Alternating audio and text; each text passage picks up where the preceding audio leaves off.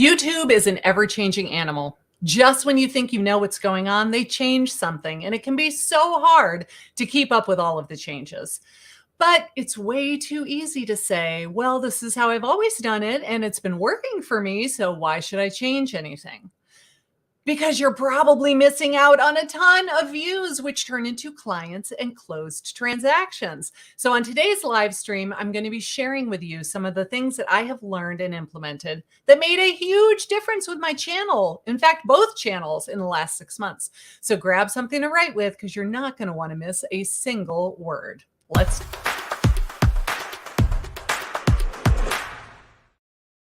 Hello and welcome to the live stream. If we haven't met yet, I'm Karen Carr. I teach real estate agents to attract buyers and sellers with video content because cold calling sucks and friends don't let friends cold call. Can I get an amen? Do you guys feel the same way? Oh, look at us. We're getting so fancy with the multiple camera angles. I like it. Except my mouse doesn't want to move today. Got to go over and see some of our comments. Hello, Richard Jones. Hello, Facebook user. This is always a good time for us to announce that Facebook has these weird privacy settings. If you don't give us permission to see your information, you will show up as Facebook user with a big gray outline for your head. So if you want us to know who you are, please go to StreamYard.com/Facebook and grant us permission. You only have to do it one time. You'll never have to do it again. But that way, when you comment, I can see your name and I can see your picture. Otherwise, you're totally anonymous. Hi, Justin. Oh, thank you very much. I'm glad you've got the book. Woohoo. You're the one. I have my pencil. Yes, we are old school. I have an iPad, so I have my little Apple pencil, but I love to take notes. In fact, who is going to NAR legislative meetings next week in DC? Anybody going? I am bringing my iPad with my little pencil so I can write and take notes. But if I have an actual notebook, like a paper notebook, you know how it is. You come home with 98 notebooks, you file it away and you never look at it again. At least if it's on my iPad, there's a good chance I will refer to my notes and see them again. Hello, Jan. Hello, Facebook user. Nice to see you all. Thank you for joining me. So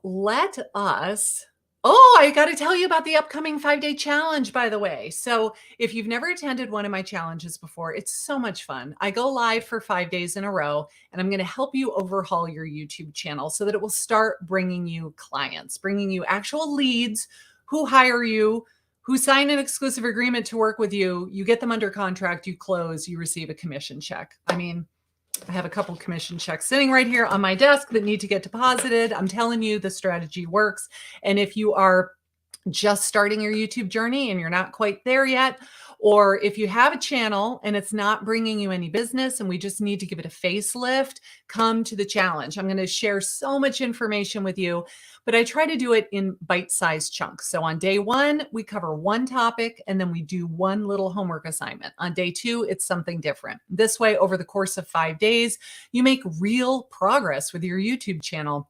And hopefully it's not overwhelming because we didn't do it all at once. We did little baby steps over the course of 5 days. So you can register right here, youtubeforagents.com/May22challenge. It is free. Come join 2,000 of your closest friends. I think the last time I did it was in November of last year. And I think we had 2,800 people register for this challenge. It's pretty awesome. So it's people all over the world, everybody in real estate that just wants to start using YouTube. And it's pretty awesome. So you totally need to come and sign up. All right, let's get into the changes that you need to make right now with your YouTube strategy. So tip number 1, the first thing I learned is that you need to never stop talking. You know how in sales they say ABC, always be closing? Well, for us, it needs to be ABT, always be talking. The viewer should feel like you barely came up for air to take a breath.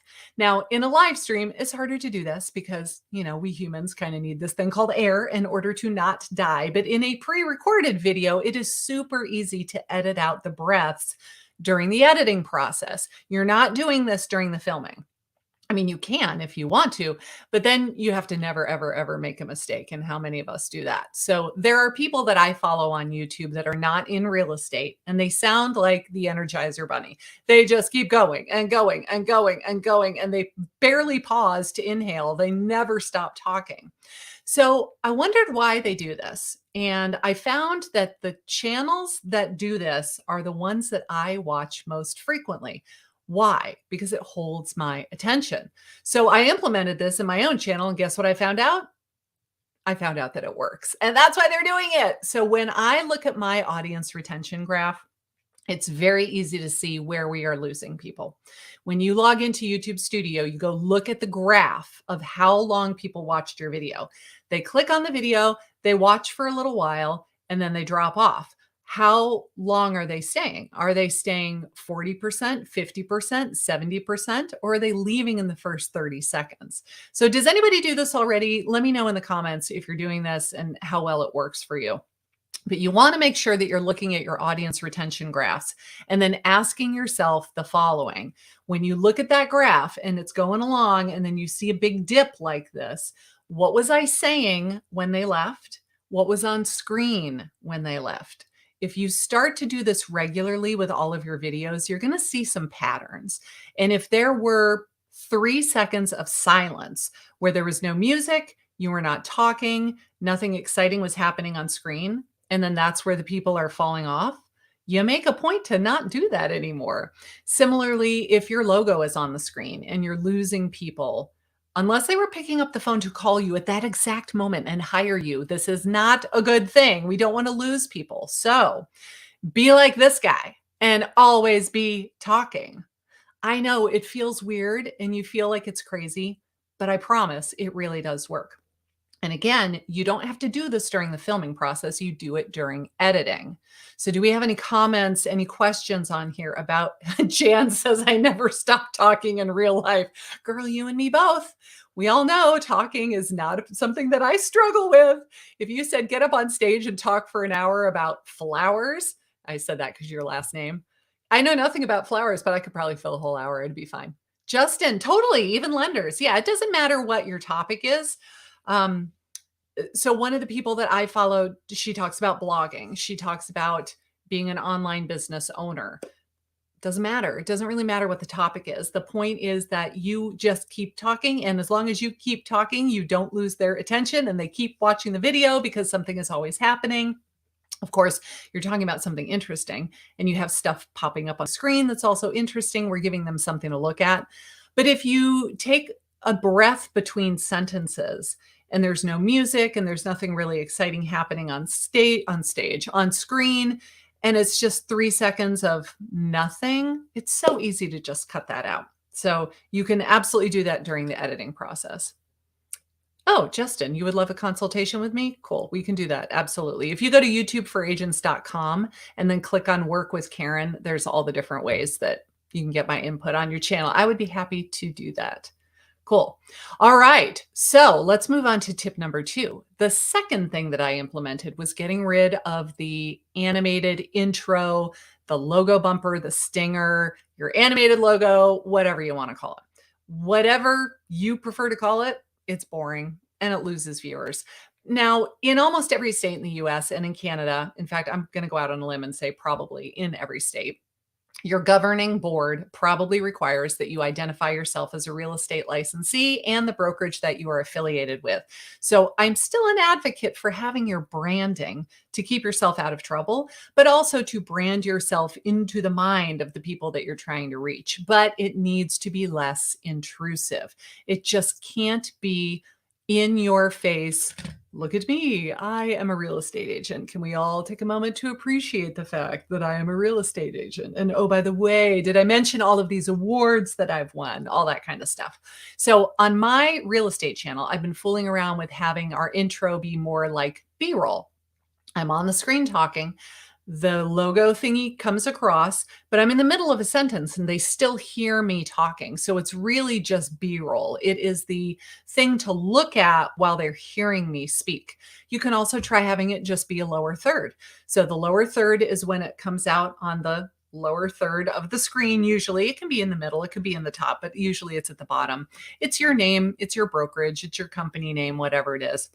So you're talking, talking, talking, and the lower third pops up and then it goes away, but it doesn't interrupt what you were saying. And this is really important because it does not matter how good your video is if people don't make it past the first 30 seconds. This is a huge thing because YouTube is getting all of this engagement signal from the viewers. And when they say, people click on the video, and after the first 10 seconds, people leave, it's saying, this is a stinker. This is a dud. This is not a good performing video. There is no reason for us as a platform to put it in front of more people because the ones who've already watched it are telling us that they don't like it. So we don't want it to be a dud in the eyes of YouTube. We want it to be a hit. So if people click on that video and they bail after 10 seconds, that, my friend, is a dud. So spend some time reviewing your audience retention graphs, see whether people are still watching at the 30-second mark. And if you have a drop off of more than 30%, I would seriously consider dropping your branding intro. In fact, if it's more than 25%, drop your branding intro. You can still figure out a way to add a little bit of branding in that will not make the viewer go, oh, it's a sales pitch. It's somebody trying to sell me something that I just don't want, that I don't need, and then they bail. Yeah. Any comments on that? Has anybody started doing that themselves? Let's see. Linda, oh, that's so nice. Thank you. I am so glad to hear that. That just makes me feel so good. I know. Video, I'm telling you, I give presentations all the time about this stuff. And one of my lines that I like to use is video is the answer and YouTube is the vehicle to get you there. So if you're not on board with video yet, it's time to embrace it. It's time to figure out that YouTube is such an effective way to get in front of your ideal clients. Did anybody say whether or not they were going to the NAR conference next week? I hope some of you are. Claude, you've registered and you're terrified? Why? It is not going to be scary. Promise. I promise you it's not going to be scary. We are really going to take little tiny baby steps. Everybody can do this stuff. And, a lot of the things, I'll tell you my story was, I'm fairly okay with technology. I'm no programmer or anything, but I know how to use programs. I know how to use Canva. I know how to use stuff. And I would do everything myself because I could figure it out. And quite frankly, I was a cheapskate. And I figured if I can do it for free myself in Canva, why not? But a lot of other people value their time more than I did back then and said, you know what? I'd rather just go to Fiverr.com and pay somebody $10 to make it for me. And if that's you, more power to you. That is now my motto is I delegate as much as I possibly can because otherwise I just go down that rabbit hole. And then 2 hours have gone by and I was making a pretty graphic to share on social media. No, like if you can outsource this stuff, please feel free to do it. So on day one, when we're talking about what is the channel banner that's going to be right at the top of your YouTube channel, you don't have to make it. You can just pay somebody a very, very small amount of money and have them do it instead. How much money do we spend going to Starbucks for crying out loud? Like 2 lattes, you could hire a graphic designer to make this stuff for you. It would be pretty awesome. Cool. Facebook user, can you show on screen where to find this area? No, I wasn't planning on making this a really detailed tutorial today. So I will just say you log into YouTube Studio and then you click on the video that you are most interested in and then go to the tab that says Analytics. And as you scroll down, there's like a big graph with a blue line and it typically goes like this. If you're doing great, it's a little more horizontal. If you're not doing great, it's like goes straight down and it looks like a hockey stick. We call it the hockey stick of death. So just go and look at that graph and it's going to tell you, like at the very end, it'll say 20% of the people were still here watching. Ouch. That means you did this entire video and by the end, 80% of them had already left. So we just want to perfect our on-camera presence and what we're saying and the pace of the video to make them stay along as long as we can. I'm freezing off and on. I'm sorry, Lisa. I don't have my Wi-Fi on. I am plugged directly into my router. Oh, you're going to NAR. Awesome. Good. I'm going to be there too. I'm going to go in on Sunday and leave on Thursday evening. So if any of you are going to be there, come find me and say hi. I think that would be great. All right. Tip number 3. Oops. Sorry. Go ahead. You can pull it back up. Can you mention again the Philippines job board? Yes. It's a really great tool for finding a virtual assistant. It is onlinejobs.ph. Onlinejobs.ph. And it's kind of like if it's kind of like Indeed or monster.com for the Philippines. They get to post their resume and all of the things that they are skilled in. You get to go look at all of their resumes, and then you can message people individually, or you can post the job and let them respond to it. And then I just narrowed it down to my top 3. We would do an interview either on Skype or FaceTime or Zoom or whatever. I did not care about their accent. I don't care how thick your accent is. I don't want them to feel awkward about that. I just want to know that we understand each other and we can communicate easily. If they're going to be on the phone talking to clients, obviously you might want to make sure that they're completely fluent in English. But if they're a super techie video editor, for example, I honestly don't care what you sound like. I just want to know that if I send you an email, you understand what I'm asking you to do and stuff like that. So I would do a little video call with them. And then once I narrowed down who I wanted it to do, made them an offer. It's awesome. I am not giving you legal advice. I'm not giving you tax advice, but they're not US citizens. So what I have been told is that you do not need to 1099 them at the end of the year because they are not paying taxes in the United States. So I just pay my VAs that are in different countries through something like PayPal, or there's one called wise.com, which is specifically made for people that are in different countries. It could be any number of these ways to pay somebody, and pay them weekly, pay them every 2 weeks, pay them per project, pay them monthly, whatever the two of you decide. Yeah, onlinejobs.ph has been awesome for me. Okay. Tip number 3. The third thing I learned is that something I'm teaching my team of agents, because we have 9 agents now and we all make videos for our channel. And the tip is that you really need to be a student of the platform and figure out what is working now and what is not. So this does require some time, but it's time that's really well spent, because if you do this frequently, you're going to learn exactly what your audience wants to see, as well as what is working for other channels. So we don't get stuck in a rut and just do things the same way over and over and over again, even though the platform is evolving and changing constantly. I mean, I don't know how many of you have been on YouTube for years at this point, but the number of features they've rolled out in the past 9 months is crazy. They've rolled out all kinds of new features. So I talk a lot about having an ideal customer avatar, your ICA, but it really goes even deeper than that. You want to research the types of videos that perform well across the board, and then study those videos, not so that you can rip off their content and copy them, but so that you understand what types of videos your ideal viewer will click on, what is working well on this platform today. Because 5 years ago, YouTube was very different. So you can get ideas for titles, for thumbnail design, for topics, for all of the above. But if you never take the time to do this analysis, you're always just going to be stuck in this place of, oh, I have to put out a video and it's due in 3 days and I have no idea what to record and I just got to record something. So you throw it together at the last minute. And yes, you had something to post, but it doesn't really get a lot of views. It doesn't get a lot of engagement, and it doesn't bring you any business.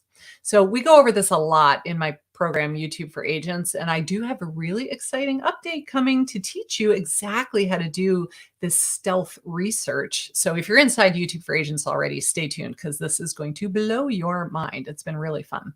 But when you do this research and you have a list of potential topics always at your disposal, you're never going to be floundering to come up with an idea for a future video. Yeah? All right, let's see. Facebook user, hello from Victoria, BC. It's okay. It's okay that you're late. It's not okay that I don't know who you are, though. So if you went to StreamYard.com/Facebook, or is it Facebook.com/StreamYard? I said it backwards, didn't I? No, it's StreamYard.com/Facebook. You just say, yes, you have my permission to show my name and my face in my comments, and now we'll know who it is. Yay. Let's see. Okay, good. Thank you. I was gonna try to say your name, but I would just embarrass myself, so I won't. Love your work, just getting started. I don't see you doing YouTube shorts. Nope, I really don't do a lot of shorts. Here's why. Shorts attract a very different person than long form content, in my opinion. So, people that I am trying to reach are coming to YouTube not because they want to be entertained by silly people that are dancing or just like crazy graphics and sound effects and colors and all of the sensory overload. It's like when I go to IKEA. Oh my gosh, sensory overload. I can't stand IKEA. I have to get out of there in 5 minutes. It gives me a migraine. There's just too much going on, too much to look at. That's how I feel about shorts. The people who watch long form content, they came to YouTube because they were wanting to watch for a while. They are prepared to watch a longer video. Probably they were doing some sort of search. They were looking for an educational type video, and they are perfectly happy to sit there for 10 minutes and watch it. They're not looking for somebody that's just going to entertain them with mindless content that will grab their attention just to kill 30 seconds. So shorts are very effective for a lot of people. But for me, that's not the demographic I'm going after. Like, I really want the people that are coming to YouTube so that they can learn something and they're planning to sit there for a good long time. And if I do a 13-minute long video and they watch at least 7 or 8 minutes of it, that's fabulous. But if I make a short that's only 60 seconds long and they only watch half of it, then that was only 30 seconds of watch time. And it takes a really, really, really long time to gain momentum with your channel when they're only watching 30 seconds of content at a time. So I've experimented with shorts. I've played with it. It's not really my thing. The ones that we've done, we tried to make them really funny. There's an agent on my team, Katie. I would say she's the funniest video creator on our team. Katie, if you're watching, shout out to you. Katie's videos are freaking hilarious. And she did one where she had her phone and she said how not to do a virtual tour. And so she acted like she was at the property taking a virtual tour, but the whole time she was like looking at herself in the mirror, like going, oh, oh, I got a crazy hair. So here's the kitchen, and I really like the counters. And it was funny. It was silly. It was just like, if you're taking a virtual tour, you're not supposed to be just looking at yourself in the screen and, primping the whole time. You're supposed to actually be showing the house and delivering some information to the clients. And we did it to be funny, but did it bring us a lot more views? No, it didn't go viral and get a million views. So I'm not a huge fan of shorts, but that's just me. I also find that it just kind of, I don't know, it's like you're trying to attract two different people. So, yeah. Anybody else experiment with shorts and have a different scenario there? How do you see the best performing videos on YouTube? What do you mean? How do you see them? What do you mean? How do you see the best performing videos on YouTube? You mean like, what are the topics that are the best performing videos? I'm not sure exactly what you mean there. Let's see. Allowed StreamYard for the second time. I'm not sure why it wasn't necessary again. I'm sorry, Gary. I don't shoot the messenger. I couldn't see who you were, but now you are. Now I know who you are. Uh-oh, I locked up. Yep, you're right. Whoever said you were locking up, it sure did that time, didn't it? That was crazy. Oh, well. Cool. All right. I was hoping that we had an updated version of your question so you could go into more detail. How do you see the best performing videos on YouTube?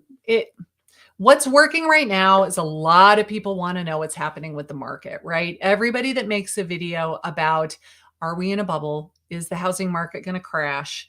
Did I wait too long to sell my house because now interest rates have gone up and people are no longer buying, and all of the like, what the heck is happening? Those videos are almost all doing well across the board. I've seen a lot of people making those videos, no matter what market they're in, whether it's a hyper local video or a broader content, those seem to be doing very, very, very well across the board. So there are those. And then there are ones that are anything designed to help somebody relocating into the area. What else? Everybody's market is so different. So it's kind of hard to say what works best on in one market may not necessarily. Where to find the best performing videos on YouTube.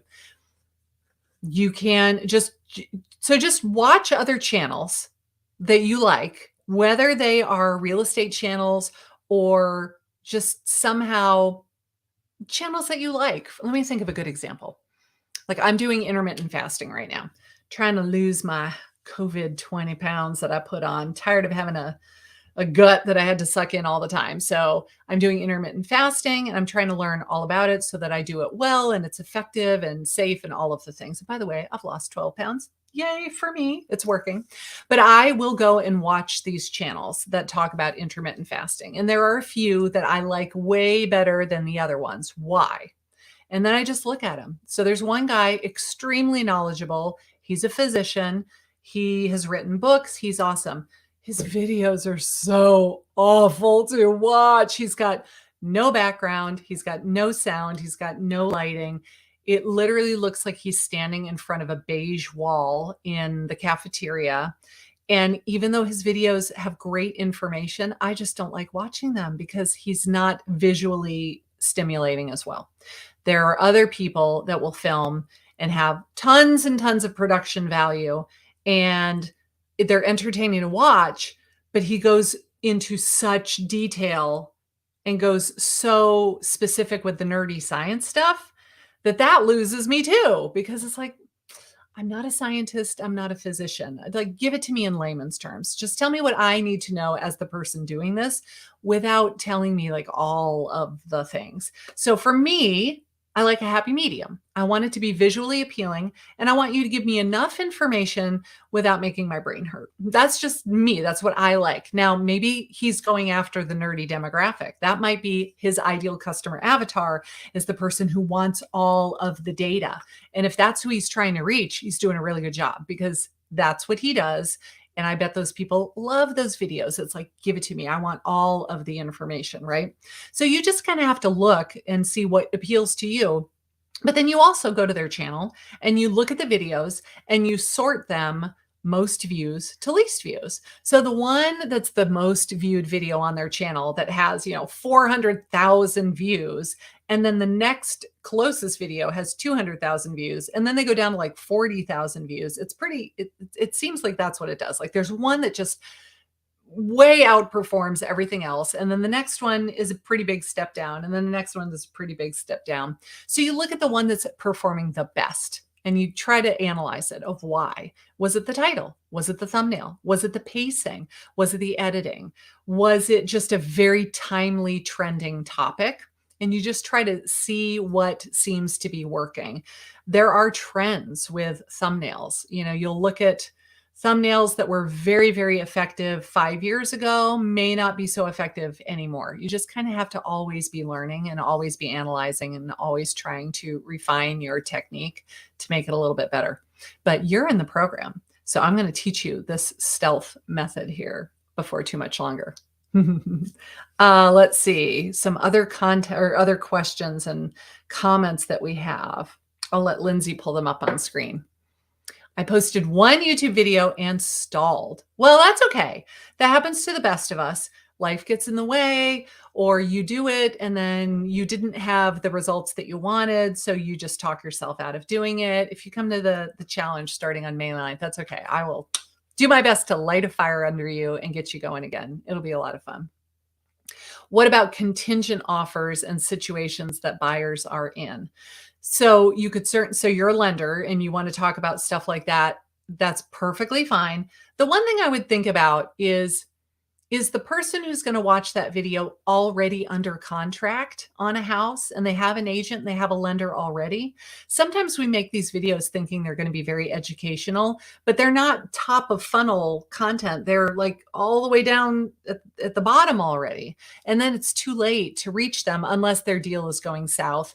It falls out of contract, they fire everybody and they start over with somebody new. So sometimes when my team and I are brainstorming, like we have our meetings on Monday or Wednesday mornings on Zoom, and we'll be talking about content ideas. When we're brainstorming, it'll be like, okay, so that's a really interesting idea for a video, but is it a top of funnel idea where we're going to try to capture those people before they've hired an agent, before they are in contract, or is it too late? I did a video a long, long time ago that was called things that your home inspector is looking for when you do the home inspection. And you could download my free home inspection checklist. And everybody that downloaded the free home inspection checklist was already under contract and not with me. They were watching the video, but they were already under contract on a house. They had a lender, they had a real estate agent already. They just stumbled across my video and I was so persuasive that they opted in, but they were not necessarily going to become leads for me. So just try to think of, where can I capture them before they've committed to hiring a lender? Yep. Cool. Do you find talking head or on-site videos do better? It really depends on your style and how good you are on camera. I have done both. Most of the time I do talking head. Why? Because it's easier for me. Like, I'm going to call a spade a spade. It's because it's easier for me. I like to batch film. I will literally sit down at my camera and I will record video after video. In fact, yesterday I recorded 2, the day before I recorded 2. So I banged out 4 videos in 2 days. And I did it because I had written out my script already. I put it on my teleprompter. I turned on the camera, I hit record, I read it off of the teleprompter. I can then upload it to Google Drive. I can send it off to my editor. It's just a really good use of my time. However, are they necessarily the most exciting? No, you need to have a lot of B-roll. You need to have a lot of stuff for them to look at on screen, a lot of editing in order to keep that interesting and keep the video moving along. If you are out in your city, the neighborhood entrance at River Park, etc., those are more fun to watch, I would think, for the viewer. But now you're thinking, okay, I have to have a lav mic and it has to have a dead cat on it so that I don't have wind and traffic noise getting picked up. And I'm walking down the street and people are looking at me. Nicole on my team, I remember one of her earliest videos, she was doing a neighborhood tour. And she was driving through the neighborhood taking video, and people saw her and they literally called neighborhood watch. They called the police because I don't know what they thought she was doing. Like, this woman in business clothes with a name tag driving around taking video in their neighborhood. But they were like, somebody is stalking our neighborhood. They're casing the joint. They're looking for houses to break into. And they called the police. And she was mortified. And I felt so bad for her because she had just started working with me at the time. And it was like, welcome to the Georgia Coast Homes team. We get the police call on us all the time. It was so embarrassing for her. So I would say either one, you have to try it and experiment. You have to try both ways and then see what works best for you. And then whatever seems to be easiest for you, as well as the most effective, do it. If you find that what's best and most effective is not necessarily the easiest, then do both. There's no reason why you can't do both. Nobody says you have to do one and stick with it forever and ever. You can absolutely do both kinds of videos. So neighborhood tours, city tours, they do really, really well because they're a little bit more vlog style. They do well, but they require a lot more advanced planning and making sure all of your equipment is ready to go and you've got everything that you need and everything is charged up and all the batteries are working, like all of that stuff. It's a lot. So I don't do that frequently. All right. Hey, it's your name twin. Hey, I love it when people spell Karen with an I.